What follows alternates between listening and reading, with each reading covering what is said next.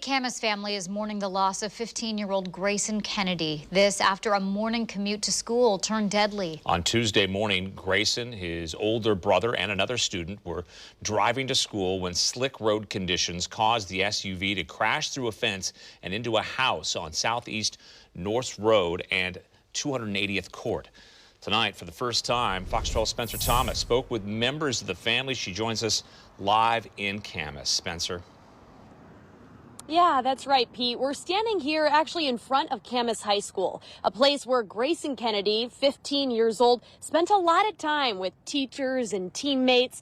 Today, I had the chance to talk to his family. We reminisced on not how he passed, but rather about how he lived. He was a son, a brother, a grandson, a nephew, a cousin, a boyfriend, and a friend. As Grayson Kennedy's uncle Brock recites a letter written by his aunt, he and Grayson's cousin Sydney recount who Grayson was as a person. He was an outdoorsman, a Christian, a fisherman, a camp kid, a mentor, an animal lover, and an athlete. Grayson had a very open and warm energy. He would always give everybody hugs anytime they came to any of the family events.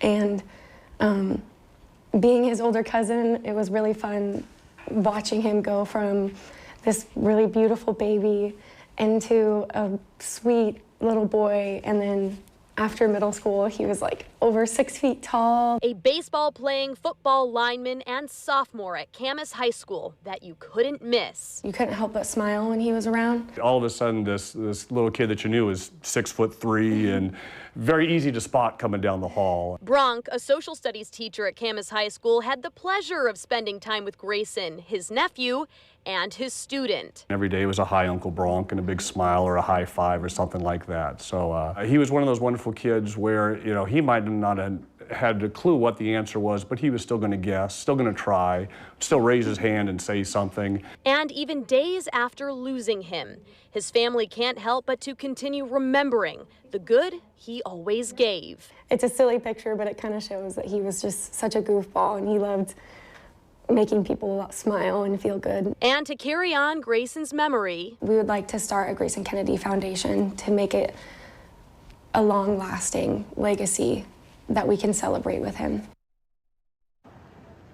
And to jumpstart that foundation to pay for funeral costs as well, the family started a GoFundMe page that now sits at a whopping $56,000 and counting. Now, the family added just how blessed and thankful they feel for how much the Camas community has really stepped forward during a time of tragedy just like this one.